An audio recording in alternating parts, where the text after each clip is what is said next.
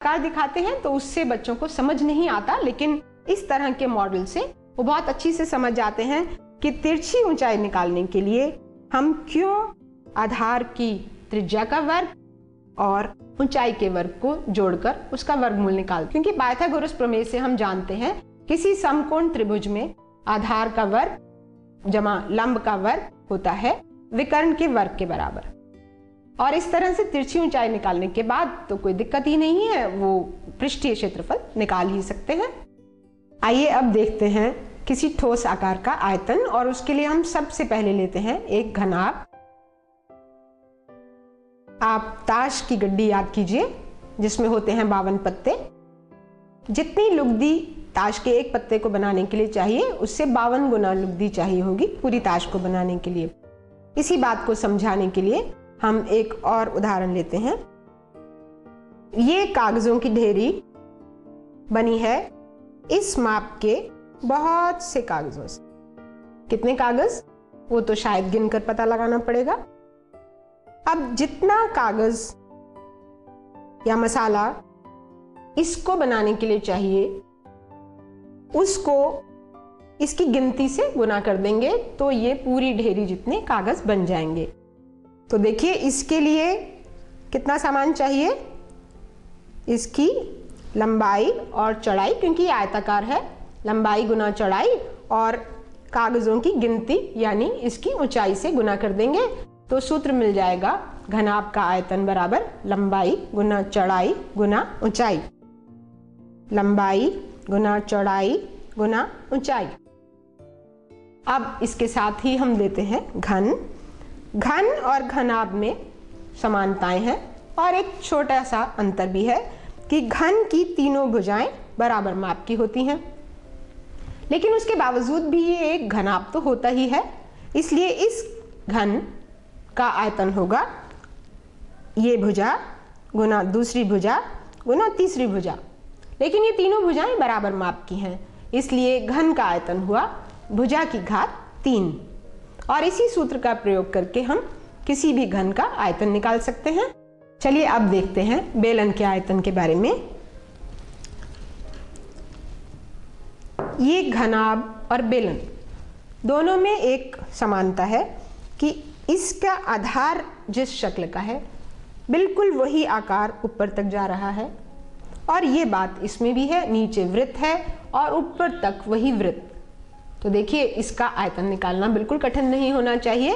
इसके आधार का क्षेत्रफल यानी इस वृत्त का क्षेत्रफल होगा पाई आर वर्ग, और ठीक घनाभ की तरह से ही आधार के क्षेत्रफल को गुना कर देंगे उसकी ऊंचाई से, पाई आर वर्ग एच। अब देखिए इसी बात को हम एक और तरीके से भी बच्चों को स्पष्ट कर सकते हैं। ये है हमारा बेलन,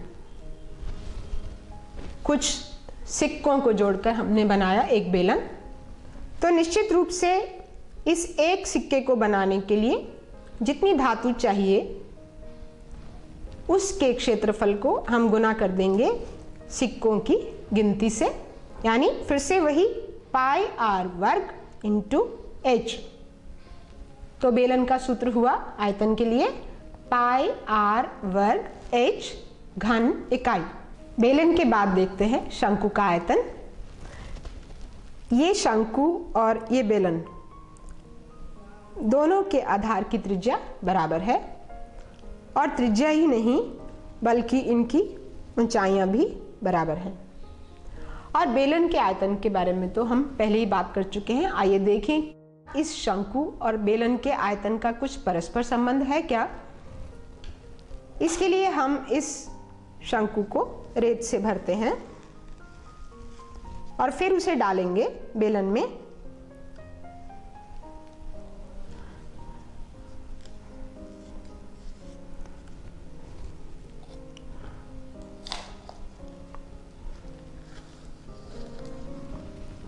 इस बेलन में अभी बहुत सी जगह खाली है। चलिए एक बार फिर से शंकु को भरते हैं।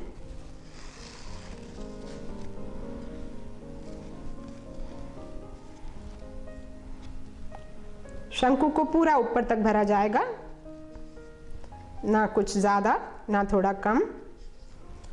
और हमने इसे एक बार फिर से डाला बेलन में। बेलन में अभी भी जगह खाली है। एक बार फिर से कोशिश करते हैं बेलन को ऊपर तक भरने की।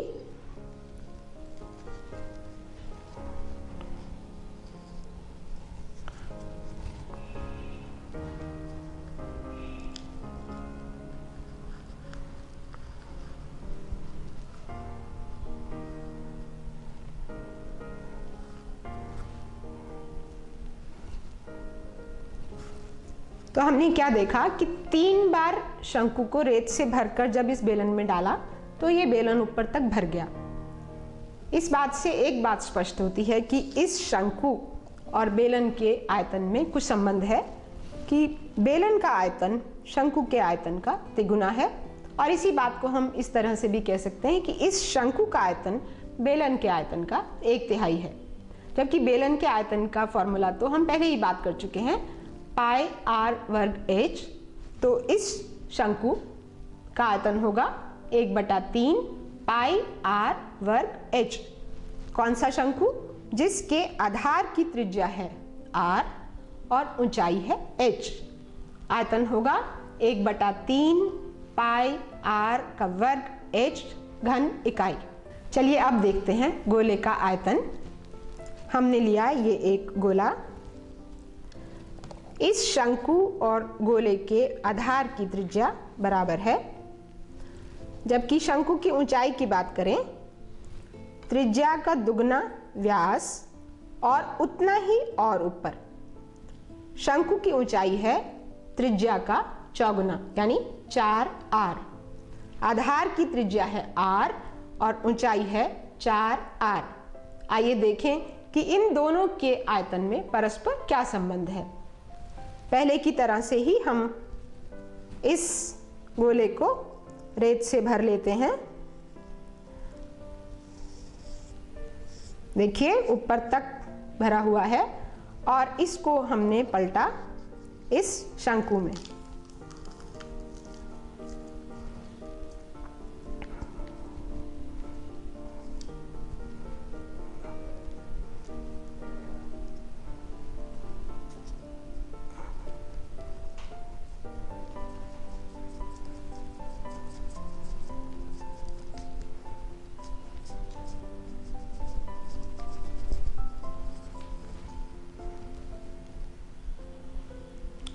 हमने देखा कि गोले को रेत से भरकर इस शंकु में डालने पर यह शंकु पूरी तरह से भर गया है।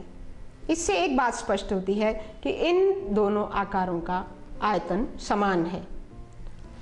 याद कीजिए, इसके आधार की त्रिज्या थी r और ऊंचाई थी h और इसलिए आयतन था 1/3 पाई r वर्ग h और h के स्थान पर हो गया 4r। तो इसका आयतन हुआ 4/3 पाई r की घात 3। और ठीक यही आयतन मिलता है हमें इस गोले का।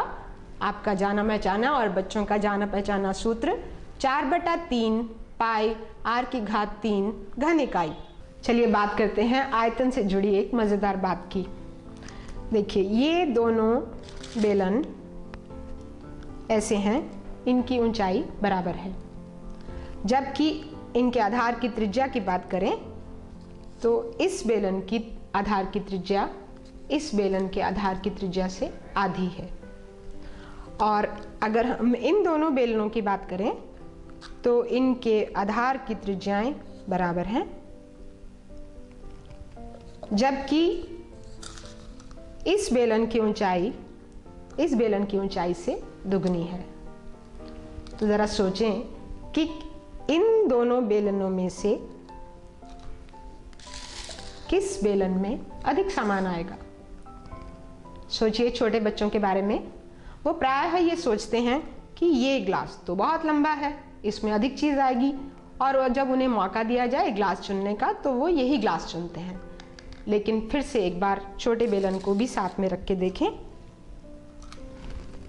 इन दोनों के आधार की त्रिज्या बराबर है और ऊंचाई इस बेलन की दुगनी है। सूत्र को याद कीजिए, पाई आर वर्ग h। h केवल एक बार आता है, इसका मतलब इस बेलन का आयतन होगा इस बेलन के आयतन से दुगना।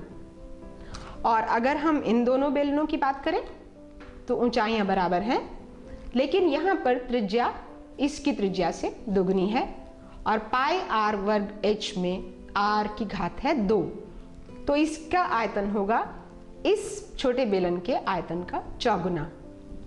तो अब हम इस बेलन को हटा देते हैं, ये छोटे बेलन का दुगना और ये छोटे बेलन का चौगुना।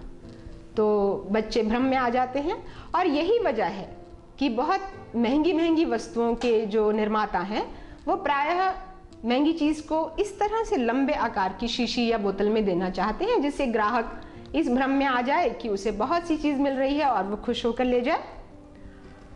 मेरा आपसे यही कहना है कि इस तरह से दिन प्रतिदिन के जीवन में जो इन आकारों के बारे में हमें देखने को मिलता है, इनका जो प्रयोग हम करते हैं उस बारे में बच्चों से चर्चा अवश्य कीजिए, तभी वे ये समझेंगे कि ये पाठ पढ़ना उनके जीवन के लिए कितना उपयोगी रहा।